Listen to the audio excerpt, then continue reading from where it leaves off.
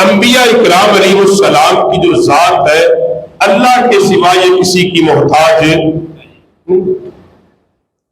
کیونکہ نبی ہوتا ہی وہ ہے جو اللہ سے لے کر اس کے بندوں تک چیزیں پہنچا دیتا ہے۔ نبی تو بذات خود ایک وسیلہ ہے بندوں اور رب کے درمیان، مگر یہاں یوسف علیہ السلام نے قمیض بھیجا، ان کے والد گرامی نے اپنی آنکھوں پہ رکھا، بینائی واپس آ گئی۔ دیکھیں اللہ کا نبی مصر میں بیٹھے فقط دعا کر دیتا، تیری اور میری دعا رد ہو سکتی ہے، اللہ اپنے نبیوں کی دعائیں رد نہیں کرتا۔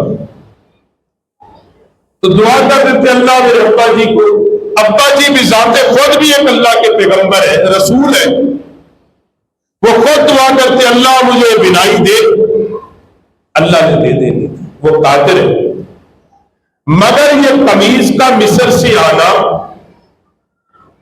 اس میں دو تین باتیں، ان میں سے ایک بات یہ ہے اللہ نے کائنات کے لوگوں کو یہ پیغام دیا جو یہ کہتے ہیں ہم نبی جیسے، اللہ نے بتایا نبی کا تو قمیض بھی تم سے افضل ہوتا ہے۔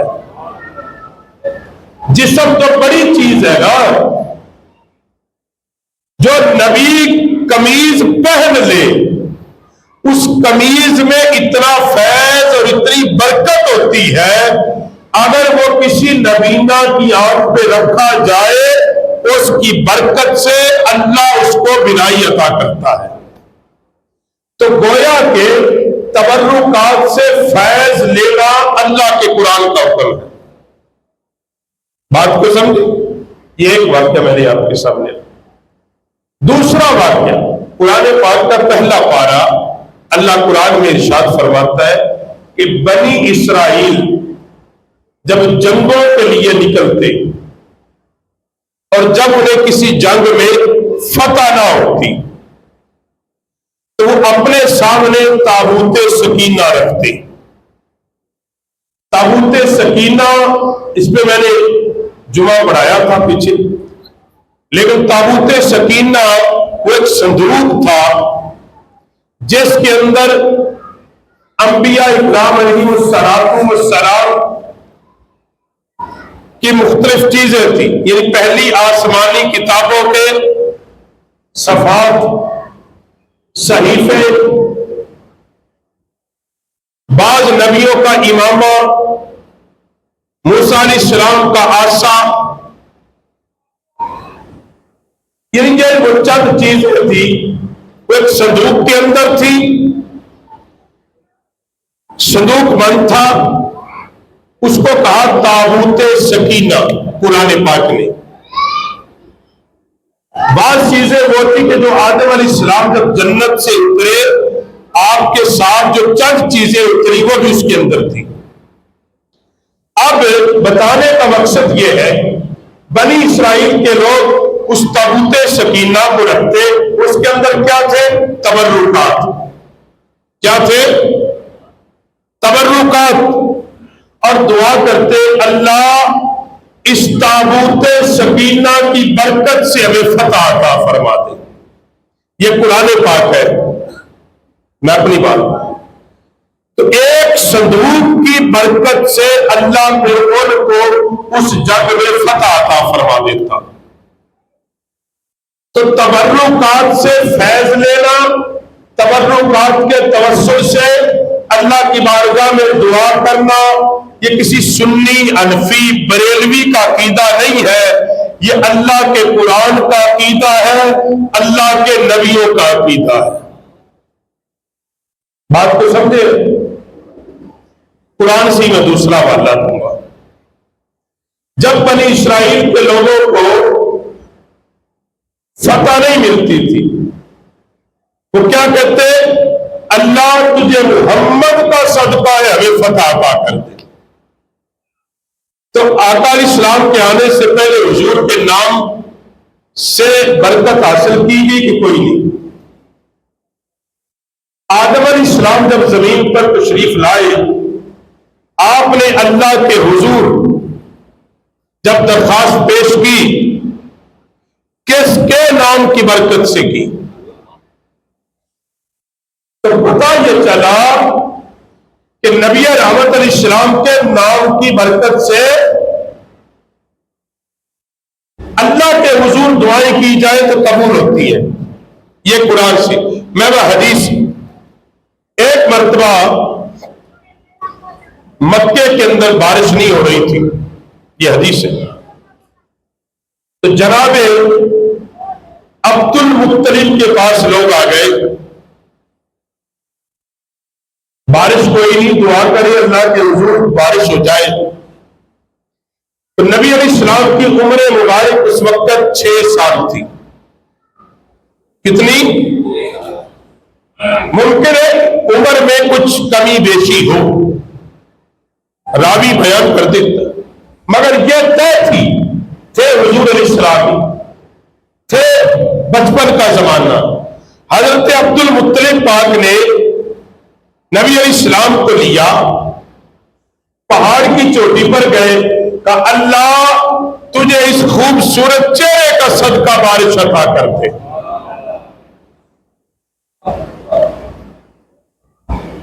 اللہ تجھے اس خوبصورت چہرے کا صدقہ، اللہ نے تجھے میرے پوتے کا صدقہ، اللہ بارش عطا کر دے۔ فرماتے ہیں کہ دعا مانگی، اللہ نے بارش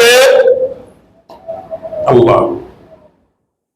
تو گویا کہ نبی علیہ السلام کی حیات میں بھی یہ، اور حضور علیہ السلام کے وصال کے بعد جناب فاروق اعظم کا دور آیا تو شدید بارشیں نہیں ہوئی۔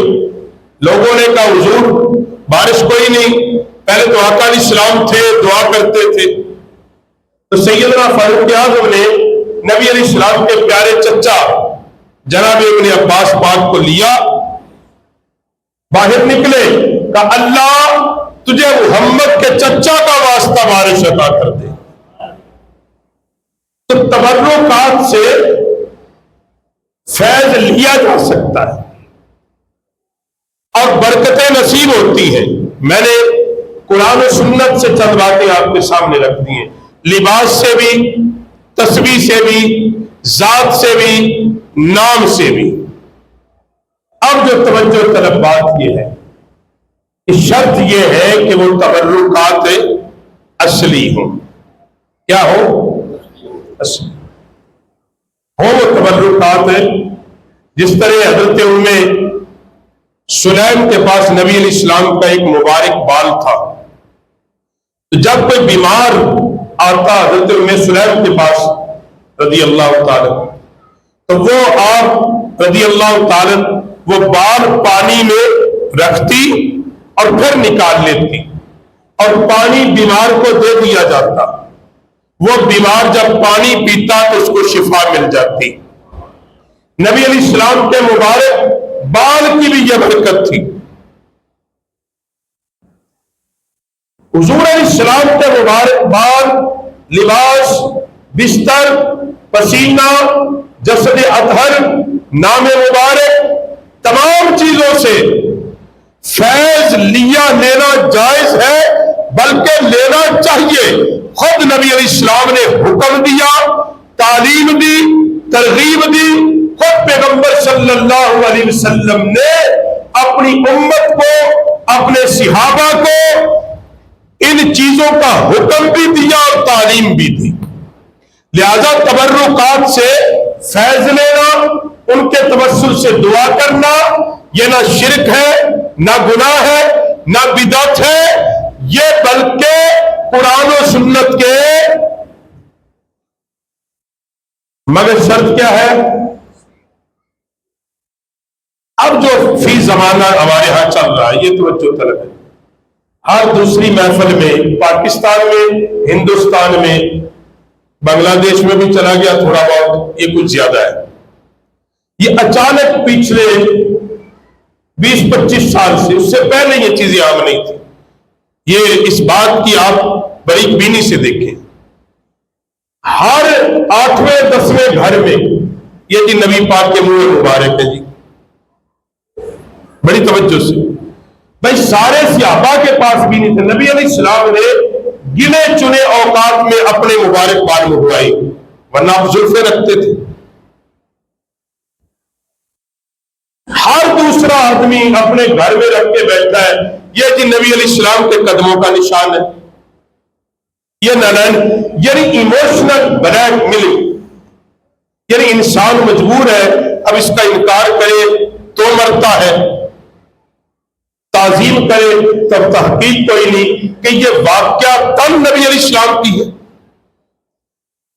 یہ کیا ثبوت ہے؟ اب یہ زیادہ ہمارے ہر دوسری آپ مجلس میں چلے جائیں، میلاد کی یہ محفلیں جو ہو رہی ہیں، کیا ہوگا جی؟ منہ مبارک کی زیارت ہوگی جی، کہاں سے آئے ہیں؟ ثبوت ہی کوئی